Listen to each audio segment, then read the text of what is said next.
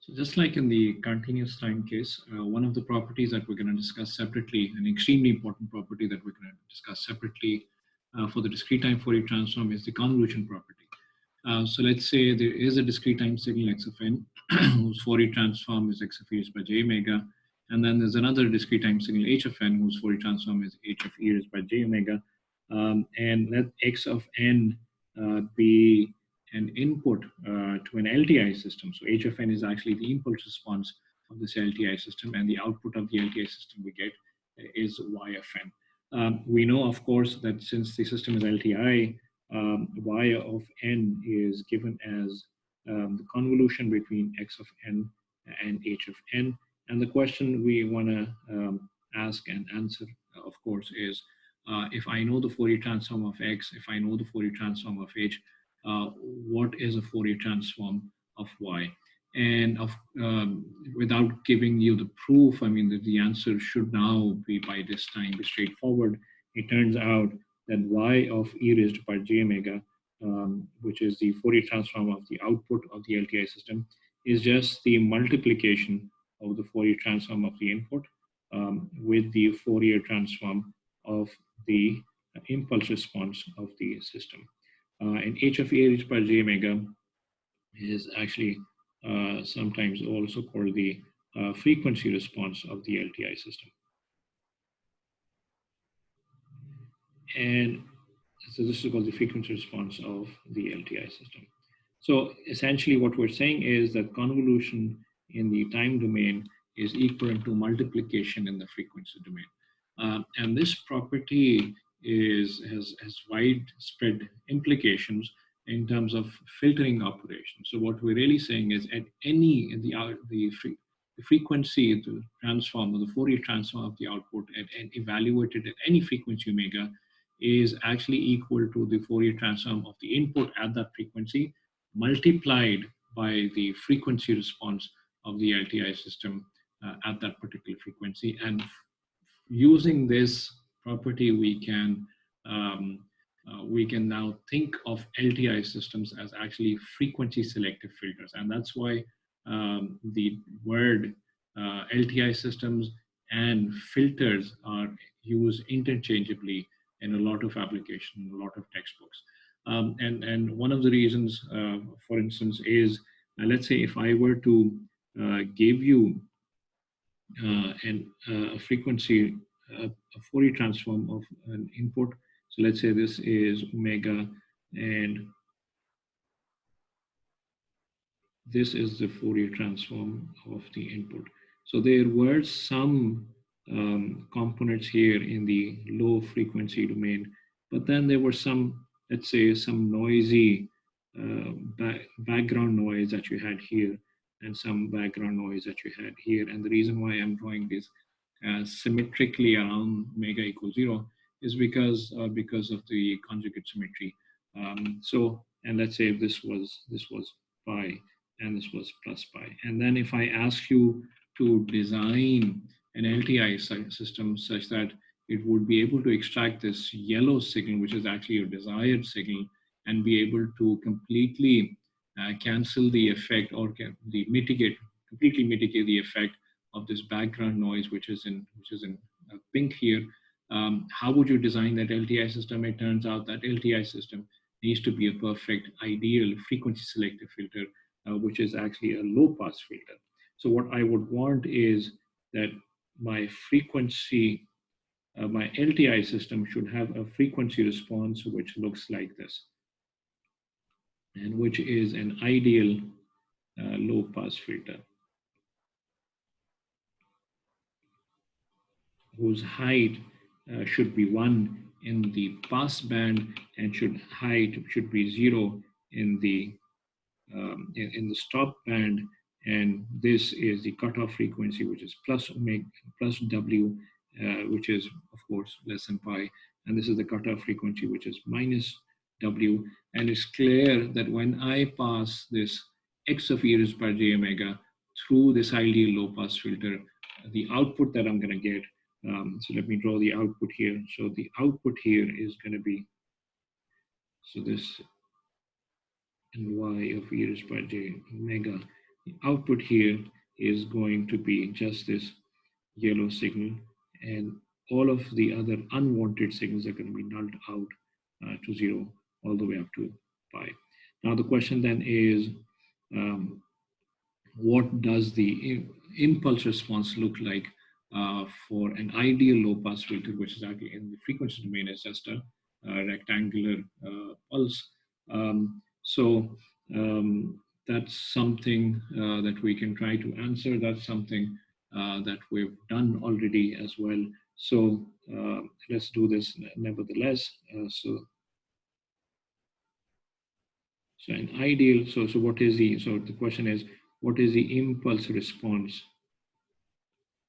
of an ideal low pass filter?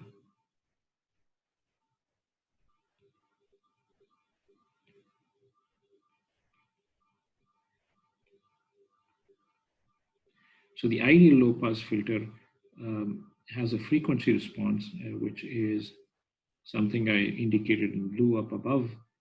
So this is what the frequency response looks like. This is plus omega, and this is minus omega, and this is h of e raised by j omega, and the height, of course, is 1. This is pi, and this is minus pi. Um, and we now know enough to be able to compute the time domain signal corresponding to this. So h of n, if I just apply the inverse Fourier transform relationship, so this is just 1 upon 2 pi, an integral over an interval of 2 pi h of e raised to power j omega, and this is e raised to power j omega n d omega. Um, so this should be integrated from 1 upon 2 pi. This should be integrated from minus w to plus w e raised to power j omega n times d omega. So we know enough to be able to write this out directly, which I'm going to do. This is just sine w n divided by pi n. And if I were to sketch this out in the time domain, this is actually a sync pulse in the time domain, um, which is an ideal low pass filter. So this the envelope looks something like this. And remember, this is only a discrete time. This is actually a discrete time signal. So you're just going to have something which looks like this, and this goes on and on. So one of the problems with this ideal low pass filter is that it has an infinite impulse response. It goes all the way up to from minus infinity to plus infinity. So these are undesirable characteristics, and that's one of the reasons why this is never practically implementable. So in practice, we actually come up with more practical filters, as I'm gonna try to demonstrate in just a bit in one of the demos. Now, I do want to spend some time here to try to emphasize what the importance of this convolution property is. So the reason why this is so important, especially in today's age, is because of the use of processors or digital signal processors as well as computers to uh, do much of handling of signals.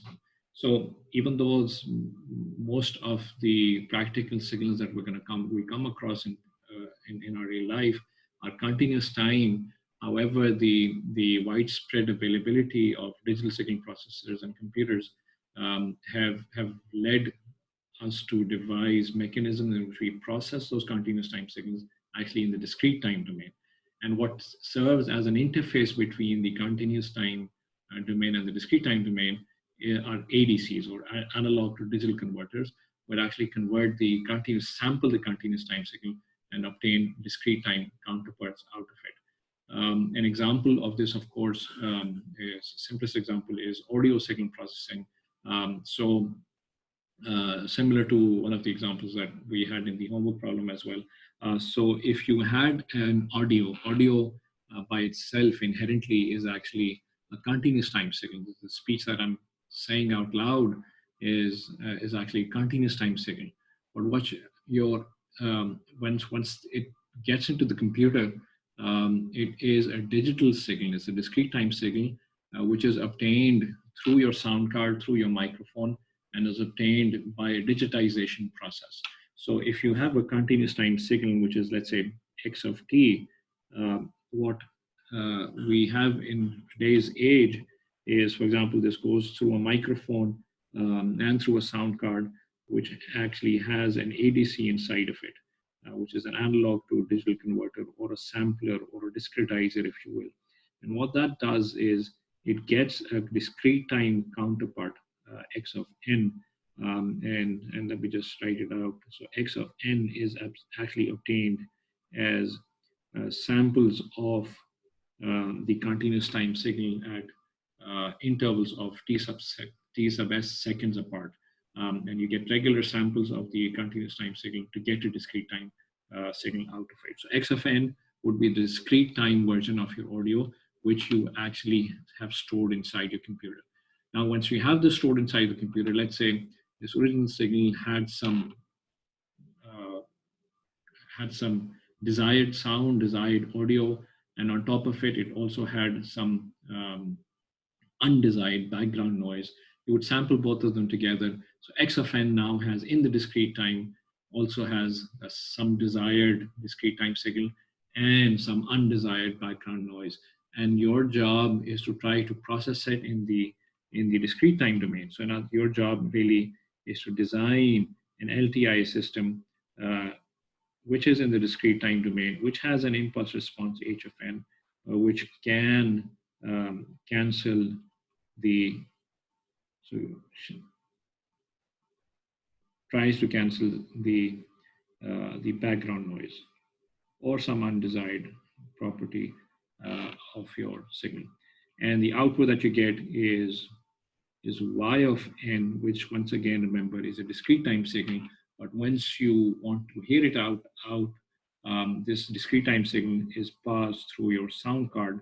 And that sound card is actually, it has something called a digital to analog converter that actually converts that discrete time signal to a continuous time signal, which is y of t, and that's what you actually hear. So let me try to demonstrate this now by one example. Okay, so here is an example of audio signal processing in the discrete time domain. So what I have here is my own voice, which is in blue, which is something that you've heard of earlier as well. And then since there's some background noise in red, and the signals are actually superposed on top of each other, and what you actually hear is superposition of both. So let me just play the noisy sound out loud before going further. So this is a noisy sound here. प्यारे बच्चों, मेरी आवाज सुनो और सुनते चले जाओ. So as you can see, this is actually my voice, which is the desired signal. And then on top of it, there's a high frequency background noise, which I've actually added on top of it on my own. And my job, and all of this is in discrete time domain. So what I do is I take the DTFT of my own voice and the DTFT of the background noise, and is displayed over here. And what you actually hear is actually a superposition of both. So now my job is to try to design an LTI filter which will be able to cancel this red thing out and just filter this blue thing, and so that you be able to hear only the blue thing out. And in order for me to do that, I try to design a practical frequency selective filter, which is not that ideal as you can see over here. So this is the frequency response of the practical filter that I designed in the discrete time domain. And as you can see, this is not really ideal in the sense that is not flat equal to 1. So this is multiplied by 100. That's one of the things I want to mention. So the actual frequency response is 100 times less, but the only reason why I multiply by 100 is to make it visually more appealing. So this is not flat. This has ups and downs in the passband. Moreover, it does not have a very sharp decline or roll off as we saw in the ideal frequency response. And moreover, even the stop band, you can, if you zoom in a little bit, you can actually see some ripples here as well. So not everything of this is going to be canceled out as we're going to see. So for this blue response, for this green frequency response of the practical filter, I've also plotted out the frequency, the impulse response here, as you can see, which looks close to what a sync response is, except that it has been truncated and is actually of length 51, if I'm not mistaken. So I've truncated this infinity length frequency filter, the impulse response of that, and that actually results in a non-ideal frequency response. And then what I do here, I just plot the DTFT of the output signal that I get after passing the signal through the LTI filter. Let me just play it for you. This particular response, which is Y of n, pass through the sound card. That means pass through the digital analog converter, and what you actually hear is that discrete time signal converted to a continuous time signal through the DAC. So this is the filtered sound. प्यारे बच्चों, मेरी आवाज सुनो और सुनते चले जाओ. So one of the things you would notice is that you still hear the high frequency background noise. However, the amplitude of that has been reduced. And the reason why you still hear it is because there are a couple of reasons for that. One of those is that the red signal has some contributions over here as well. Moreover, this is not completely canceled out. So there's some components here that's left. But the majority of my desired signal passes through, with some of those being dropped out as well. So this is a desired response.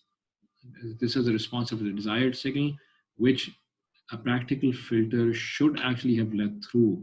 However, this is no longer here in the filtered output. And that's why even if you hear my own voice, there will be some distortions of my own voice as well.